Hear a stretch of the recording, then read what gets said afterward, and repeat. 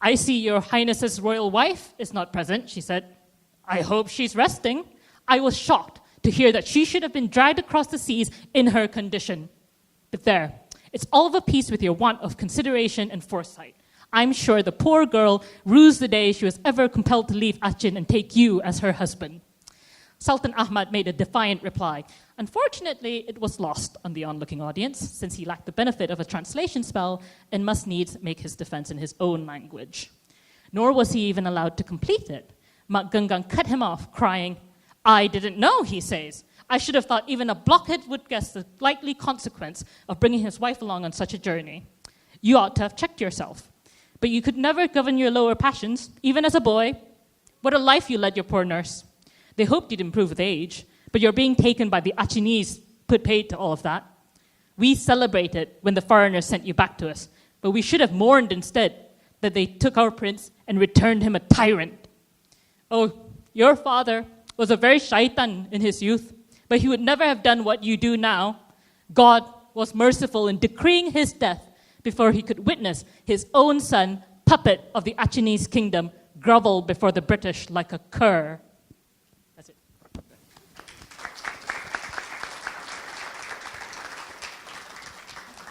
Thank you very much, Simon. Okay, so our next reader is to my immediate left, Dorothy.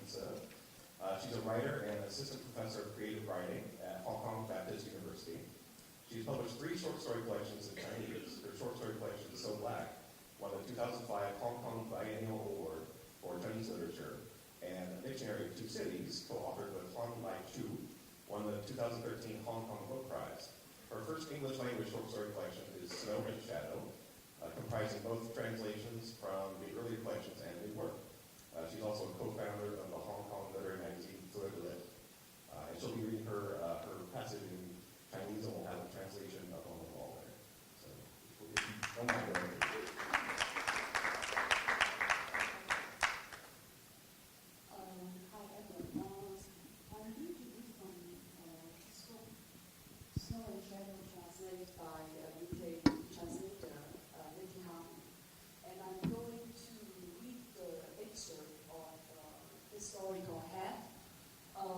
The story is about a father who is donating his hat to his son.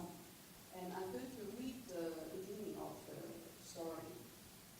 In fact, it's in Chinese, but to be specific, I'm from Hong Kong and I'm going to read it in Cantonese. 阿花早上起來，便發現兒子阿雪頭不見了。他拿了長長的涼衣竹，彎着腰往床下。長的伏壁裏倒，把家裏的抽屉逐一打開，又翻出櫥櫃裏那些狠狠排巧克力夾心餅以及奶油曲奇嘅罐子逐一打開。阿雪曾經話嗰個牌子嘅餅乾好好食，阿雪嘅頭卻還是滿面污糟。早上嘅陽光好溫暖，像活潑嘅跳蚤直鑽進人們嘅衣領裏。人們像往常一樣，喝着各種成分不明嘅包裝飲料，把脱水防腐、永保新鮮嘅點心麵食往嘴裏塞，準備重複昨天的忙忙碌碌，或是無所事事。這時有人掀起了窗簾，撇了撇窗外嘅風景，意外看到阿樹嘅雙親帶住丟了頭顱嘅阿樹登上救護車。那人看着救護車笨拙地駛出了份塵土飛揚嘅公路，不覺又打了一個呵欠。你哋將佢帶走啦！患了嚴重失眠症嘅醫生沒有看阿樹一眼，像是哀悼自己似的，只是搖頭。然後以深刻嘅眼睛看住阿樹嘅雙親話：而家只有等待警方揾翻佢頭，其他嘅事我哋冇辦法。浮腫的雙眼好像加重了他説話的份量。憂傷的醫生把雙手插進口袋裏，然後弓着背離去。醫院裏金屬床椅熙來攘往的，床上椅上不乏丟失鼻子、心臟、各種器官同埋肢體嘅病人。佢哋都擁有誇張嘅眼袋同埋枯黃嘅面色，除了衣着，睇上去同醫生並冇分別。那些晃來晃去白色人造纖維同埋滲滿藥水料嘅吵鬧，令人感到一種奇特嘅節日氣氛。身體頭顱嘅阿樹哭哭啼啼嘅，表示父親阿木一直沉默。在穿着白袍嘅醫生消失於走廊盡處之前，阿木作咗一個決定，他要將自己嘅頭捐俾25歲嘅獨生兒子。醫生看了阿木一眼，仍然抬起眼皮，疲乏地笑了起來。根據國家嘅法例，只要你願意，你可以將任何器官捐俾直系嘅親屬。頭顱移植嘅手術睇嚟好成功。阿花選擇咗一個適宜掃寫、發夢同埋捕捉嘅日子，將父子倆帶回家去。在這之前，阿花更換咗屋企嘅窗簾顏色，喺大門同埋窗前象徵性地掛上了牛骨、柏葉、雞毛。阿花不知道這樣做嘅用意，或者他只是希望在各種研究新生活嘅錯覺之中，繼續過住同從前毫無分別嘅日子。阿木嘅身體一如既往嘅喺陽台做早操，咁嗰個著住襯衣追趕巴士，傍晚又帶住西餅同埋 band 走翻嚟嗰一個，只能夠係阿樹話。關心呢啲嘅係無事可做嘅女人，佢哋聚集喺兩庭，展開一次又一次漫長而無意義嘅討論，然後喺黃昏嘅時候又將一切忘記。阿花幾次故意經過，但係佢哋就迅速裝作若無其事。阿花清楚知道佢哋談嘅係啲乜嘢，但係因為被排拒討論之外，不免有啲惆悵。阿花同阿木現在過上真正互相廝守嘅日子，沒有腦袋嘅木不再上書店去，丟下經營多年嘅書店。阿木偶爾喺屋企裏面亂走，撞見花樽、魚缸，遺下一尾半死不活嘅金魚喺地上掙扎。大部分嘅時間，佢姿態凌慢嘅坐喺玻璃，坐喺陽台嗰個秋千上面，以細長嘅手指一下一下喺身體上面搔着癢。阿樹接替咗父親維持書店嘅業務，而佢每天總不忘喺父親嘅身旁蹲落嚟，將醫生處方嘅營養液打進阿木嘅血管裏面。陽光依然溫暖，毫不吝嗇咁照喺阿木嘅身上面。阿花唔知道係纏住嘅記憶，定係肉體嘅能量喺度支配住呢個身體。不過人們不知道嘅事，又何止這微不足道嘅一樁呢？阿花想，在陽光普照嘅日子裏邊，最好將放喺床下面嘅棉被攞出嚟，洗乾淨，然後喺天台上面涼曬。Thank you.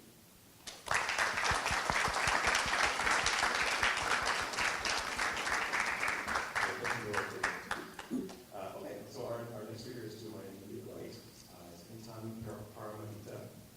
She's an Indonesian author and lecturer in media and film studies at Macquarie University, Australia. Reworking horror, myths, and fairy tales, her fiction explores the relationship between gender and sexuality, culture, and politics. She's published 2 collections of short stories. And I'm going to say the English translations of the titles if you don't mind, because I'm going to slaughter them. Okay.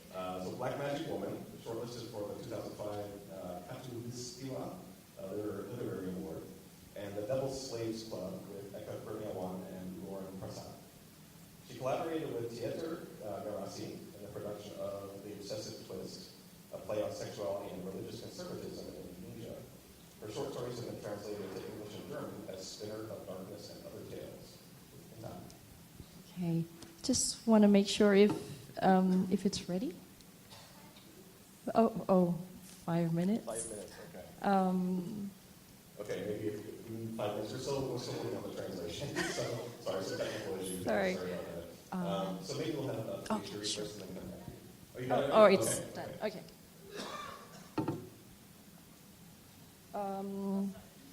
Okay, so maybe I should just talk a little bit about the background of what I'm going to read. Okay, hold on a moment. Okay, so this is an excerpt from my from my new novel, Gentayangan Pilih Sendiri Petualangan Sepatu Merahmu, or The Wandering Choose Your Own Red Shoes Adventure. It just came out last month in Indonesia, and this one appeared in Asymptote Journal, translated by Stephen Epstein. So basically, this is a novel about, it's a critical reflection about travel and how, and mobility, and also displacement, about how we are placed and displaced in this global world. So this is a novel about people who are moving, and they're not necessarily privileged cosmopolitan figures. They could be illegal migrants or refugees. So it's a story about travel. And the format of this novel is a choose-your-own-adventure novel. So what you choose will determine your outcome. And if you're lucky, you will discover this story that I'm going to read. Well, but it depends on what your choice is. So in this story, you, the protagonist, you discover a diary in an airport, and in that diary, you read an entry about the death of a grandmother. So the diarist read about her death. So I'm going to read this. Okay. Aku selalu suka nama nenekku, Victoria. Aku tak tahu mengapa ia diberi nama begitu. Mungkin ibunya merujuk pada satu peristiwa di tahun 1895 ketika Ratu Wilhelmina dari Belanda mengunjungi Ratu Victoria dari Inggris. Aku termasuk generasi yang dikelilingi banyak perempuan tua kebelanda-belandaan, seperti nenek dan buyutku. Mungkin mereka sekadar gaya-gayaan, dan kita semua inlander yang ingin jadi Eropa. Tapi aku senang mengucap nama itu berkali-kali. Victoria, Victoria. Nama itu mengingatkanku pada Victor Frankenstein, sang ilmuwan. Nenekku memang tak sejenius Victor yang bisa bikin manusia sendiri, tapi ia cukup terpelajar sebab ia seorang guru. Setahun setelah kematian Victoria, kukunjungi rumahnya bersama ayah dan seorang pamanku. Maka berbarislah kami, papa dan om, serta seorang perempuan perantau. Anak-anak Victoria tak sabar ingin menjual rumah itu sebab tak ada di antara mereka yang mau mengurusnya. Entah siapa yang mau beli, kata papa. Sebab seperti rumah tak berpenghuni lainnya, rumah nenekku berhantu. Seseorang yang mengaku bisa melihat segala hal tak kasat mata melaporkan bahwa rumah Victoria dihuni kuntilanak. Perempuan setan berambut panjang itu tinggal di dekat sumur. Perempuan yang tak ada di sini, di dunia kita, namun tak juga di sana. Dimanapun di sana itu, bisa dipastikan ia tak beristirahat dengan tenang. Apa nenek gentayangan juga? Tanyaku. Hus, jangan samakan nenekmu dengan kuntilanak. Nenekku rajin beribadah. Kata orang, mereka yang rajin beribadah akan beristirahat di sisi Allah. Good girls go to heaven. Cewek baik masuk surga, cewek bandel gentayangan. Okay. Yeah, I guess that's it. Thank you.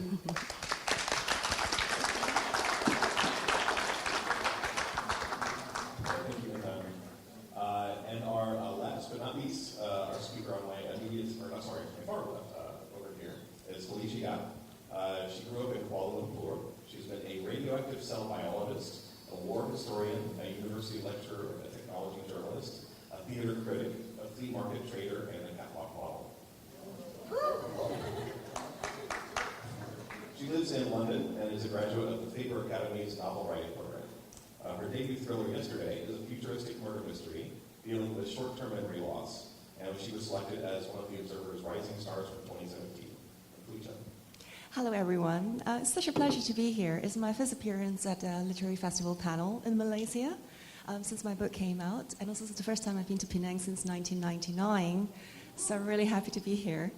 So this is my debut thriller yesterday. This is the British Commonwealth edition, and this one here is the North American version, sold in America and Canada, and that's the one we have in Malaysia, in the shops here. Also, the Malay translation Semalam has just been published early this month, and also it's going to be translated in 13 other languages worldwide over the next year, so it's really exciting. Now, the book really is a story of a murder that takes place in a world where most people only remember yesterday. So how do you solve a murder when everybody can't remember? So when a body of a dead woman is found in a river, they begin to suspect the man she had been sleeping with and his wife, Claire.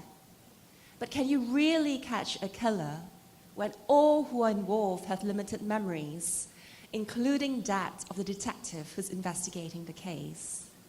At the same time, Yesterday is also a love story at its core, because how do you really love someone if you can only remember one day? So when I was writing this book, I wanted to look at a number of things, and one of them was really our capacity for remembering the past, and chiefly our capacity for self-delusion. Because studies suggest that 80% of what we remember isn't actually what happened. So can we really trust what we have in our own heads? And the second thing I want to look at is this thing that actually worries all of us, and that's the fear of forgetting. I think deep inside all of us is this desire to remember all the important things which matter to us. So to lose that may be tantamount to losing our sense of self or identity. And I do think that's partly the reason why dementia scares the shit out of us. So I wanted to look at that too. And the last thing is this triangular relationship between memory, love, and hate. Because memory deficiency, does it really affect our capacity to love? Or on the other side of it, does it influence our ability to hate? So I'll start by reading from chapter 0, and it's told from the perspective of Sophia. A village near Cambridge, 2 years before the murder. Let me tell you a couple of horrible secrets. I'll start by showing you a photograph. This is me a long time ago. I had a flat chest and protruding ears. If you look closely, you can see that I once had hope in my eyes and fire in my soul. Today, both the hope and fire are gone, wiped out by years of institutionalization. Here's a second photograph. Oh, I see you flinching. That's understandable. It is, after all, a photograph of you, your own mugshot taken recently. You don't look so bad here. Blonde hair cascading down your shoulders, impressive tits. Guess what? I'm going to transform myself so I'll look exactly like you. I'm going to bleach my hair and get boobs like yours. Is that a frown I see on your forehead? You don't get it, do you? You're wondering, why would I want to look like you? Let me explain. I remember everything. Really, I do. I'm the only person in her world who remembers her past. All of it, mostly in vivid detail. I'm not kidding. And that makes me pretty damn special. You don't believe me, do you? Let me add a simple truth, since you're getting to know the real me. When you remember everything, you recall what other people have done to you, even if they don't, down to the smallest, most gruesome detail, which causes you to desire vengeance if they've hurt you bad, like really, really bad. Like, say, if they caused you to end up in a mental asylum for 17 years. It makes you yearn during the darkest hours of the night, when the moon's smile has faded and the hours have fallen silent, to set matters straight. When you remember everything, you will also get away with everything, like revenge, for instance. Fucking convenient, isn't it? This is precisely why I, Sophia Elisa Eiling, will get away with it. Vengeance will be nice, especially in view of what you've done to me. All the terrible little things you've been guilty of over the years, I recall each and every one of them. It's the sum total of remembered grievances that makes hatred potent. Oh yes, the act of revenge will be easy, because no one will remember what I'm going to do to you, except for me. So just to finish, Yesterday really is a thriller about the lies we tell ourselves masquerading as memories. Because if you only remember one day, that's yesterday. Suppressed secrets and old wounds take on chilling new meaning. Love also takes on new meaning. And murder definitely takes on new meaning altogether. So I really hope that this is a book you won't forget.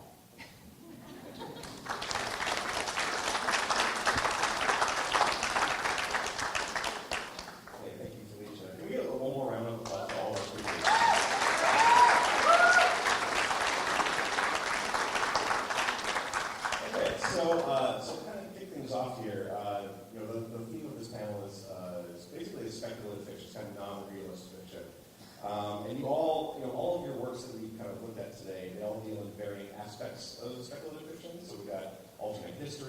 imagine fairy tales, surrealism, near-future science fiction.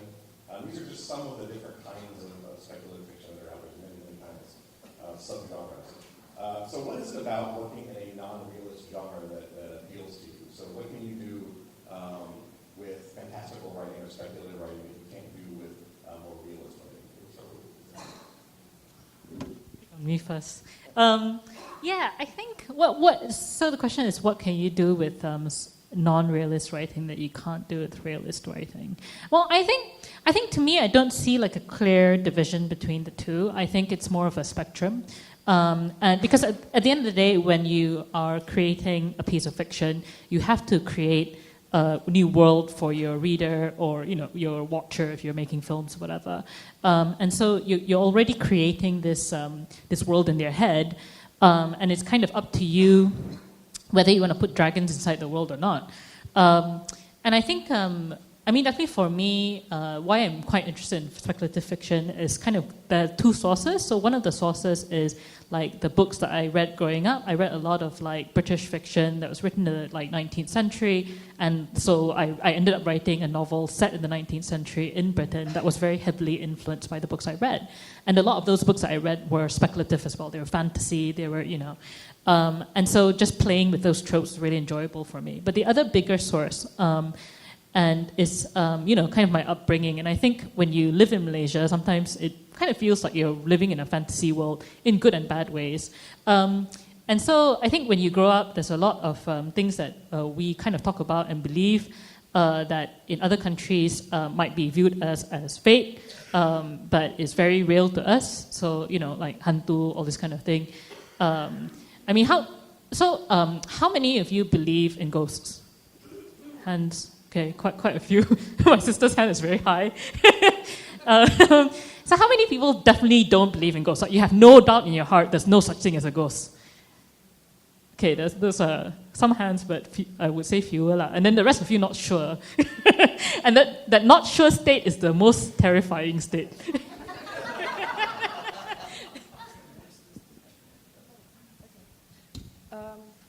I guess the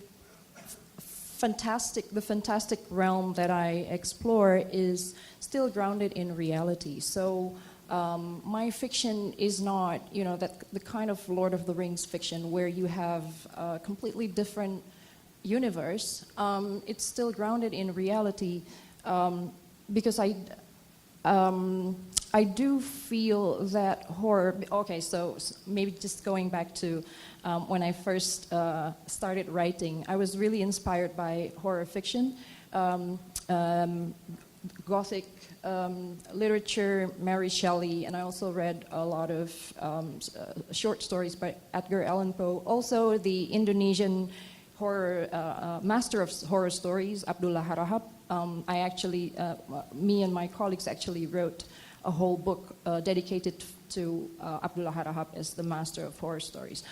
And in these stories, I find that they're really troubling because there's a disruption to reality. So horror is about, the condition, the uncanny situation where what you believe and what you think as normal, what you think as okay, acceptable, these are all disturbed. So I feel that it's important to disrupt things, to disrupt the system, to disrupt your assumptions.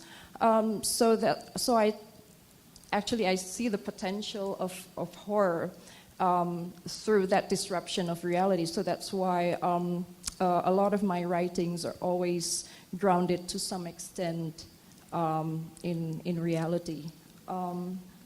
So and then I also use horror as a mode. So my stories are dark, but they don't necessarily fit always. They don't always fit into the horror as a genre. So I kind of see it as in a film scholar Linda Williams uses the term horror as a mode instead of genre. But so a mode is something that you can always use and modify, and you make adjustments without actually conforming to the genre. So as a mode, I find it really, it's something flexible that you can use, and if horror doesn't work, perhaps something else to send your message across might work. So yeah, I guess that's all. Okay, great.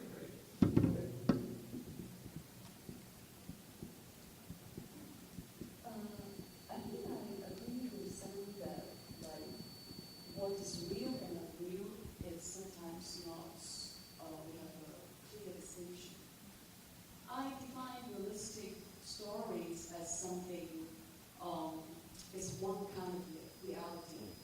Because we're always bound by our knowledge that we have now, the language we have now, and it's dominated by the media right now, like the mainstream kind of language we use. So when we say realistic story, they are not really real, but they are one kind of reality. So of course, as you write, you want to go beyond that kind of boundary. I can take the example of my story. I just read Cat. Now, I think you have heard of scientists already doing the experiment transplanting cats to human beings. And when I wrote the story, I hadn't heard of that. And so there is a possibility of that. And of course, when I write this kind of story, it's grounded in reality. I grew up in Hong Kong. Most people think that Hong Kong is a cosmopolitan city. But in fact, for me, it's very conservative and traditional in many ways. One thing is they value the family tradition related to Confucianism a lot. And so the story of the father's love towards his son, so much that he wants to donate his hand to his son, is partly because of he wants to control the son. So for me, it's very real. My feeling, living in Hong Kong, that kind of pressure of you have to love your family, you have the kind of family bond is kind of violent to me. And if you express in the normal way, sometimes we don't see it because we're used to it. So yeah, that's I think what I want to say. And just to make one note before I turn to Felicia as well, is that I saw that story as well about the head transplant, but it's actually it's not quite there. Yeah. So because it was basically a dead person that they transplanted their head up to another body. So we're not quite there yet, but it's an interesting kind of realm to be thinking about that. Yeah. Well, I never had a grand conniving plan to write speculative fiction right from the start. I mean, I used to teach history at university at Cambridge, and I actually thought I would write historical fiction. But then the idea for this book just came to me one day on my way to a dance studio in Cambridge, because I do ballroom dancing. And this question, how do you solve a murder if you only remember yesterday, just entered my head. And I just couldn't stop thinking about it. So when I got to the dance studio, my mind kept returning to this question and the rich possibilities of the speculative world. So we started practicing this tango, and I just kept, turning and twisting this concept over in my head. So you could say that twists and turns were built in the fabric of this book right from the start. And I started writing the next day. So because, murder, yesterday, memory, is inherently speculative, that's how I ended up writing it in this genre. But I think what's really important, that it doesn't matter what you're writing. It could be speculative, could be general fiction, literary fiction. What's really important is that the most powerful fiction, I think, holds up a mirror to all of us, to our deepest hopes, dreams, or fears. And I've traveled to 121 countries by now, and yesterday was written about 30 of them. And actually, when you see a lot of the world and people who inhabit different places, we're all the same. We all have very similar hopes, fears. And I think fiction, if it has the ability to tap on this fears, hopes, that has some kind of universality about it, which should hopefully appeal to everyone. So I think speculative is, one of the classifications which publishers like to put people in. But really, it's really a story. I think what all of us are doing are just telling stories, which hopefully, have universal themes. Yeah. I actually have a few more questions, but there's a lot of you out there, and I'm sure you guys have questions, so I think we're going to just jump right to the Q&A now. So if it gets quiet, if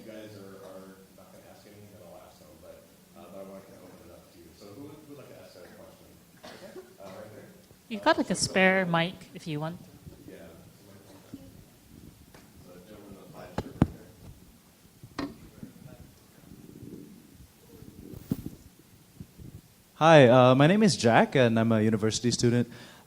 This question is to the whole panel. To me, it seems that really, really good speculative fiction always seems to be based on a sort of universal theme or message that is applicable in the real world too. So, like, 1984 is about government surveillance, and it seems all of your work has that element, this sort of overarching theme that's relevant to the real world. And I wanted to know what the writing process was like for each of you. Did you decide on the theme first and then build a premise around it? Or like in Felicia's case, did you just wake up one day and go like, yo, I have a really great idea for a premise, and what if there was magic in Regency England and like this?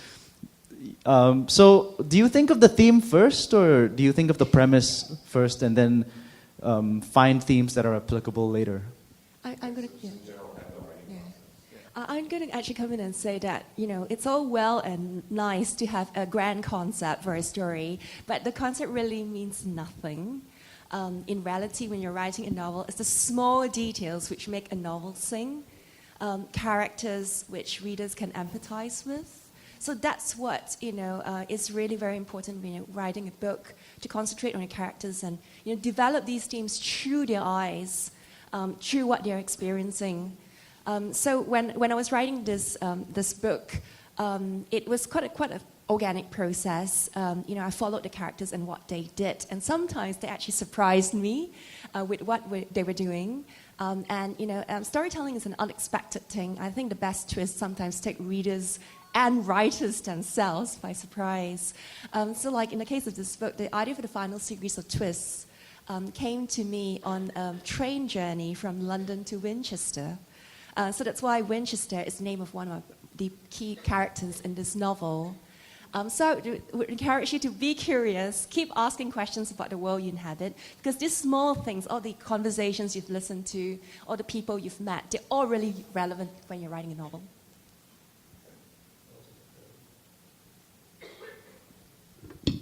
I think I guess I started with the story first. I think themes just end up in the story as you write. What I would say is that, from my point of view, if you're going to tell, because a lot of people will often say, what message do you want to convey with your story, right? And I think if you're going to convey a message, right, just take WhatsApp and send the message. But I think the great thing about a story is that it's not just one message. I'm a big rereader, so I read books over and over again. And the reason why I do that is because the great thing about a story is that it can mean something that's different to you depending on when you read it, where you are in your life, because a story is like a whole world in itself. And I think that's something that's really powerful, that stories are not generalizations. They're not saying this is the way the world is for everybody at all times. They're saying this is what the world is like for one person, or a few characters in a particular setting at a particular time. And I think in that detail, like Felicia was saying, in that detail you find the universal. Actually, can we have a show of hands? Who of you are writing something right now, or working on something? That's great. It's essential. Okay, in terms of, I guess, two things. In terms of my novel, I wrote it for 9 years. It's a reflection on our global world today, as well as my own condition as a global subject, moved by a lot of things, capital included. I lived in the U.S. for about a decade now. I'm in Australia, but I keep a connection, a very strong connection to Indonesia. So this whole chaotic, I would say, forces really shaped me as a subject. So this inspired my novel. But of course, in the middle, I'm not a diligent writer. In the middle, I did other things, including writing my PhD dissertation. I would like to respond to your statement about universal values. I do think we need to touch upon some universal values, but I think it's important to find stories that matter to particular cultures. So in my novel, I have a chapter, a part in my novel. It's called "The Third World Does Not Imagine the Outer Space." This is actually to respond to how in 1960s we had, like in the United States, there was this whole speculative fiction, sci-fi. It really emerged in 1950s, 60s, the Cold War and going out of space. And then, the Third World couldn't really imagine that because we were busy with decolonization.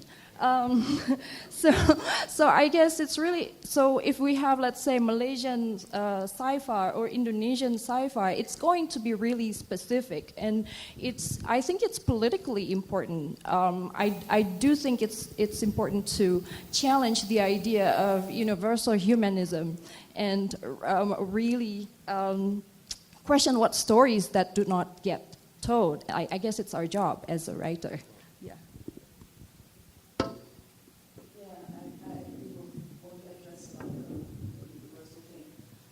I guess as a writer, maybe people have the feeling that we write in different ways. It's not like some people have a structure, some people just come to you with a title.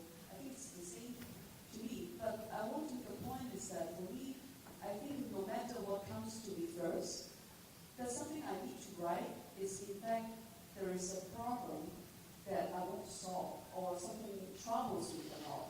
Maybe at first I don't notice that, but later I will know that it's something deeper than just an image. For example, I'm working on a novel right now. At first, it's a love story between a professor who is like a middle class. He has struggled to fall in love with someone else, with a human being. So he ended up falling in love with a doll.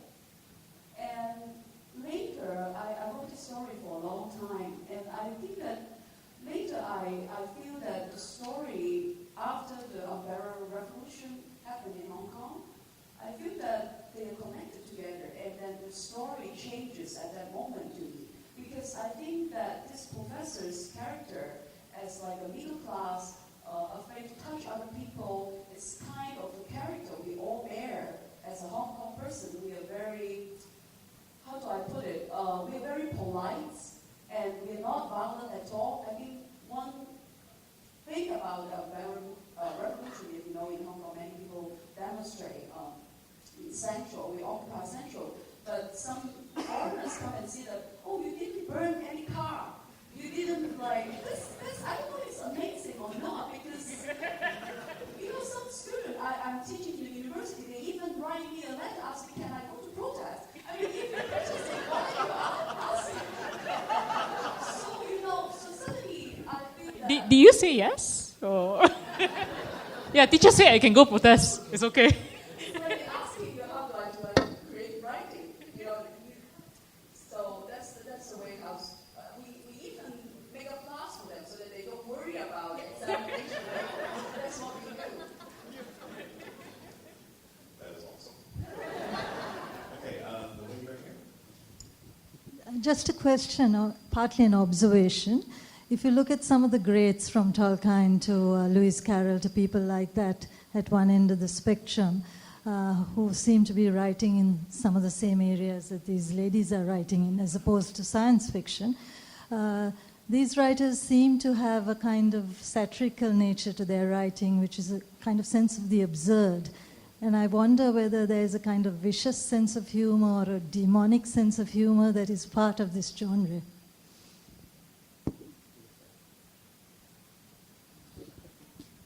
Maybe. I mean, it depends, right? I think speculative fiction is a big enough umbrella that it can kind of bring in all kinds of. You can have something that's very po-faced or something that's very funny, but it's definitely a great tool for satire and that kind of black humor for sure, which I think you do see in the readings.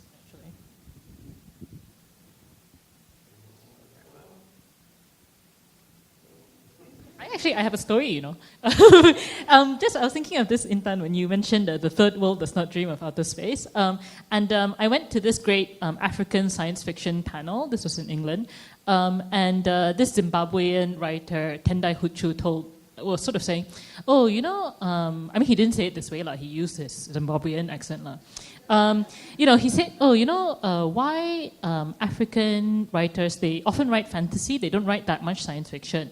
And he said, well, as a Zimbabwean, I sit there and I think, okay, what would happen if Zimbabwe tried to build a spaceship to send to outer space? And he could imagine, they have a big opening ceremony, it'd be in the news, it'd be like a big deal, they're all building this amazing spaceship. Then there's the minister, they cut the ribbon and everything, and then the rocket would be they'd sort of try to on the rocket, and the rocket would just explode because all the money that was supposed to be in the space program actually went into the minister's pocket. So, so I thought this was extremely funny and also very relevant to the quote-unquote third world context, because I thought, oh, so true actually. You think, what would actually happen if you tried to have a space program? You would just never get to outer space. No, this was just something he was just, he thought, realistically, what would happen? Okay, who else has a question? Okay, maybe this lady here, and then we'll get you over there. Is this lady in the black? Hi, ladies. I'd like to just, first of all, can we have a big round of applause for Asian ladies writing speculative fiction? The reason why I'm just making the statement is that usually when you attend a panel talking about speculative fiction, horror, or science fiction, it's, sorry if I may, white male, right? It's a fact, and it's something that all women writers have to deal with every time we put our work out there. And I just wanted to know, I am an administrator for the Malaysian writers community, which has been going on for the last 3 years. We have about 6,000 writers who are trying to get their work out there. One of the things they always ask, and this is a perennial question that comes out at least every 3 months, and we're just like, can you refer to the last post? Because this is a long, long, long discussion about how to get our work out there when we are Asians and people just exoticize all our stories, which are stories that we deal with on a day-to-day basis, right? How do you cope as a female Asian writer in a world which publishes mostly writings by white male?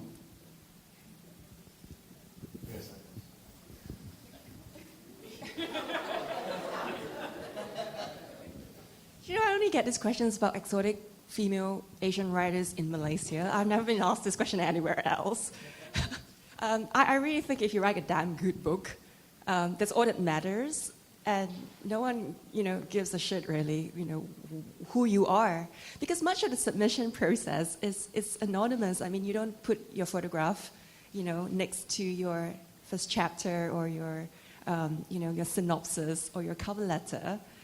So much of the sort of evaluation, as it were, from literary agents and publishers, tends to be done quite blind. As long as you tell a really damn good, gripping story, chances are your work will get picked up.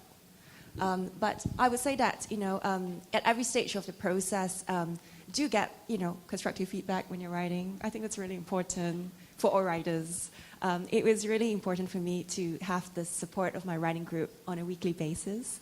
So we still meet in London every week to send around like 9,000 words to the group. And actually next week I'm sending the first draft of my prequel today to the group. So they're going to come back with me probably with knives, for, what I've written. I'll find out. But anyway, in my case, when I was writing this book, I really tried to, get as much feedback as I could. And the other thing, just run my manuscript by professionals. So I actually sent this book to the Metropolitan Police before it went out to agents.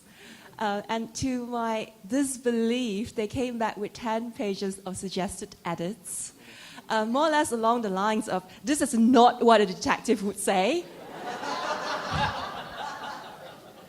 But you know what? It was incredibly helpful. But this is why they didn't catch the fellow who stole my mobile phone. Yeah, exactly. They were busy commenting on your book. Yeah, they were a bit distracted. Yeah, they were busy editing my manuscript. I'm so sorry. So help is out there if you need it at every level of the process. It could be, the police. It could be, organizations with help with manuscript edits. It could be writing schools. So go for it. I mean, I slightly disagree with Felicia. Like, I agree that, I agree, like, definitely, improve yourself, all this kind of thing. And often I do have Malaysians who write to me and say, what can I do? And also, how do I get my work out? And there's a lot of worry about how, like, the publishers are going to, like, look up, kind of, like, discriminate against you before you even get there. I think my number one thing that I would say to a lot of Malaysian writers first is finish first, bro. Like, finish your story first. Because a lot of people who write to me didn't even start yet, Like, they didn't even start yet, but they're like, oh, I don't want to start yet because I think they will discriminate against me. It's like, you finish first lah. Like, you're like prejudge already. So I think, definitely I agree, write, improve, all this kind of stuff. But I think when you come to the idea of write a really good book and there'll be, you'll get there in the end, right? I think that's true, but I think also the idea of what is good is culturally inflected. Like, let's be real, right? It's very dependent on who you are, who your audience is. Like, like my dad is going to enjoy different shows from the kind of shows that I enjoy. Our tastes are different. They were shaped by different circumstances. And I think that's what you kind of encounter in the publishing industry. If you're writing in English, you're trying to access that international market, which a lot of the writers who write to me want to do. You just have to deal with the fact that, you're kind of, you end up trying to have to package yourself for the Western audience. And that is a challenge. So, I don't want to play that down, but that's my number one advice. I'll finish first, bro. No, I still disagree, actually. I have never once packaged myself for an audience, which is not a universal one. So I've not tried to fit in a particular, like, more which is acceptable, in, like, the Western sort of side of it, the publishing world. I just concentrated on my book. It was a story I wanted to tell, a story hopefully with universal themes, and I just sent my work out and it was picked up. But don't you think, like, just choosing where it's set, what language it's written in, what kind of English, who the characters are, all of that is part of the package, Like, and I'm not saying that you would deliberately choose the characters to be accessible to the audience, but it's just that there's obviously people out there whose what they like to write is going to be like kind of a niche market. So my dad's always worried about this. So he always come home from his movie and say, hey, why don't you write like the Taiwanese show, very popular one, And like, he's very scared that like I write, only like 3% of the, 1% of the population will be interested.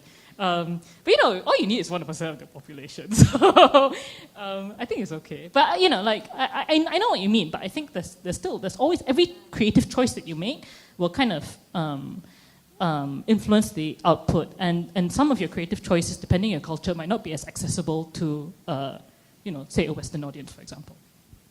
Okay, I think we have time for just one more question, so I think the lady can go.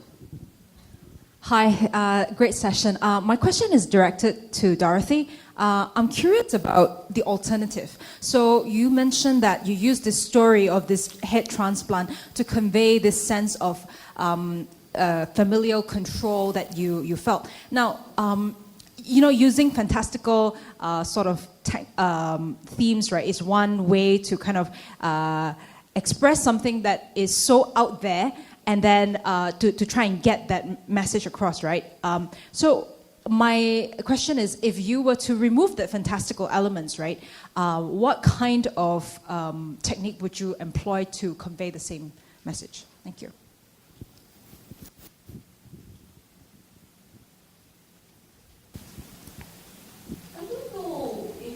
Say it's an element.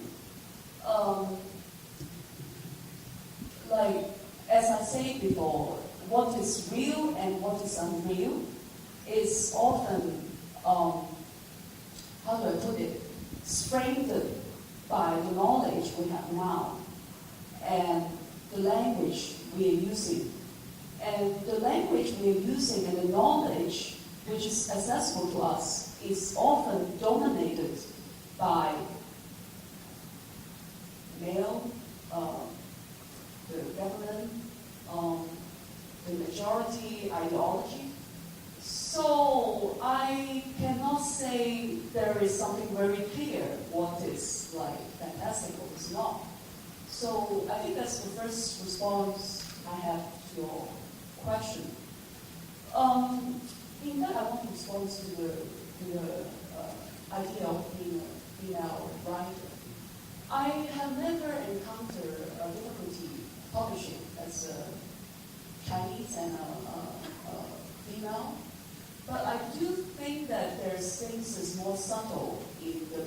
in the world of gender and other my ethnicity. Like, for example, their critics would like to say that, oh, you're a great female writer. And that really offended me. And there's a lot of assumptions of like what women should write. And also, as you say, sometimes it's the market, like you kind of package yourself towards a particular kind of image of yourself so that you can sell yourself. This is so easy now. Or they package for you. Yeah, but you can reject it in some way. If you're a writer that don't sell too much, that's a way to do it. Also, I feel that there are other things, for example, language. We all use English here. I'm sure there are like great writers, but as they cannot speak in English, they cannot like go to this kind of festival. I have a strong feeling that like I have been to many festivals in last 2 or 3 years just because I have the English translation. But before that, never invited because like all this kind of international festival is conveyed in English. And my feeling is that there are a lot of like great writings we never know because of this kind of domination of a particular kind of language. I mean, even inside Hong Kong, like I'm speaking Cantonese, so in many occasions, if I have to perform myself, either I speak English or Mandarin. And so you kind of feeling that you are marginalized in many different ways. So, yeah. Maybe just to add to that, I completely agree with you. Maybe just a few comments on, first of all, Asian women writing speculative fiction, and then the position of women writers in the global world. Yes, it's true that now that I come to think of it, I never think about it, seriously. But it seems that horror or sci-fi, they're considered as the male genre, or at least in Indonesia, that's what I feel, and I guess it's and because of that. There are a lot of novels or short stories framed by, conservative, patriarchal values. So I guess it's our job to give a feminist twist to this genre. So now I realize that I'm one of the few horror writers female horror writers in Indonesia. And then in terms of the position of women writers in the global world, I do think we cannot escape structures of power. I think there are particular expectations of being, Asian and women, and if you are, you need to be perhaps attractive Asian woman. So there's always that power structure, and what and you have to negotiate with it, and you have to really, and you shouldn't let it affect your writing. You should just write back. You should, talk back to the master. So I guess in a way,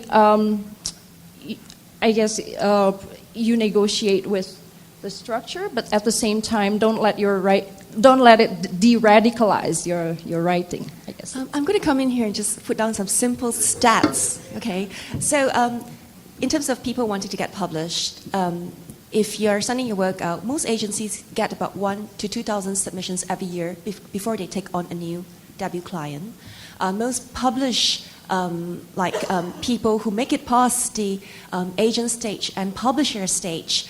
These people, these big publishers only accept agented submissions. On average, they take in 1 in about 200 agented submissions. So the odds basically are very, very low.